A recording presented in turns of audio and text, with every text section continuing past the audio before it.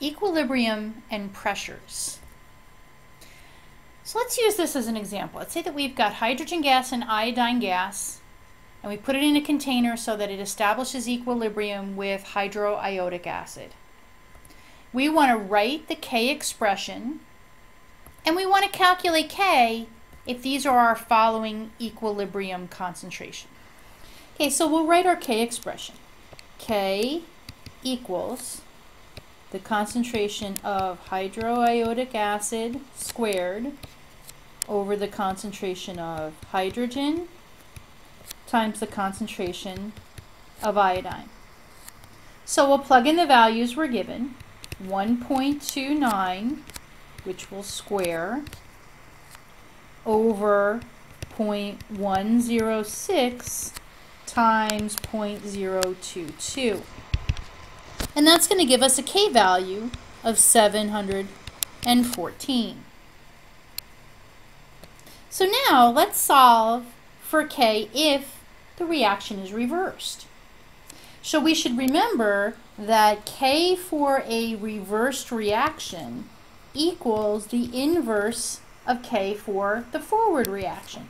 So we would take 1 over 714, and that would give us a K for the reverse reaction of 0.00140.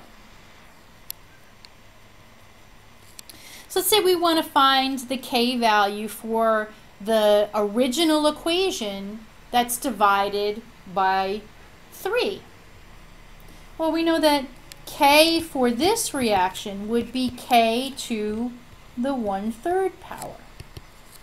So we would take 714 to the 1/3 power, which would give us 8.94.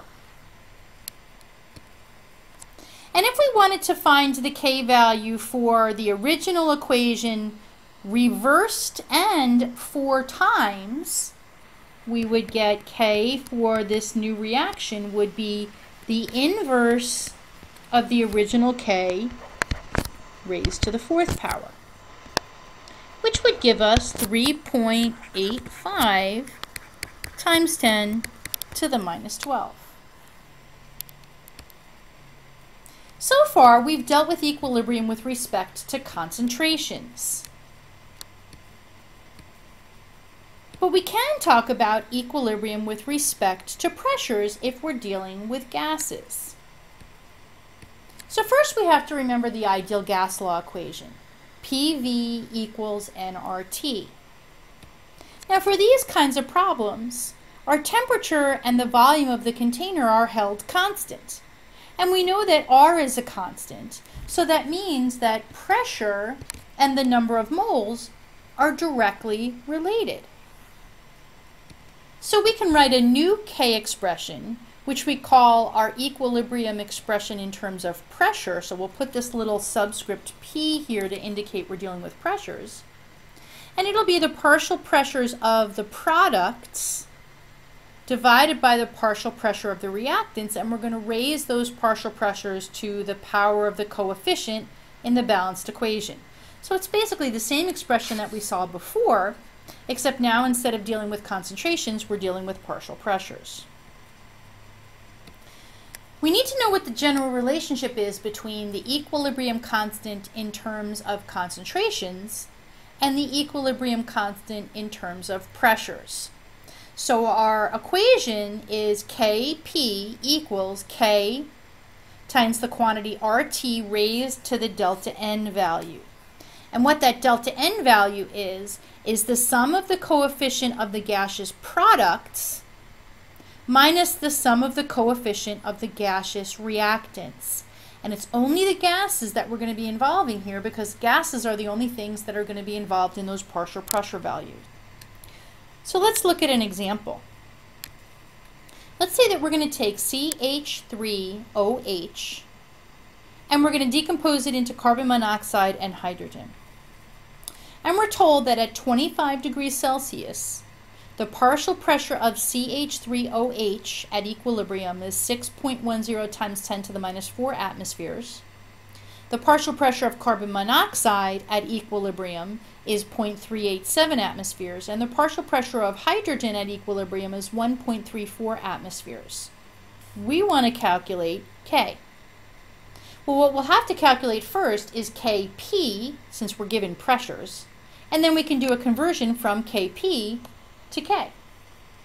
So Kp will equal the partial pressure of our carbon monoxide times the partial pressure of our hydrogen squared over the partial pressure of our CH3OH.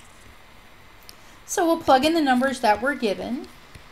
0.387 times 1.34 squared over 6.10 times 10 to the minus 4. And that's going to give us a Kp value of 6.1 times 10 to the minus 4. But we don't want our equilibrium constant in terms of pressures, we want it in terms of concentrations. So we'll write our equation for the relationship. Kp equals K times RT to the delta N. So we calculated Kp, 6.1 times 10 to the minus 4 equals K times 0.0821 times 298, because we need it in terms of Kelvin, and we're going to raise that to 3 minus 1.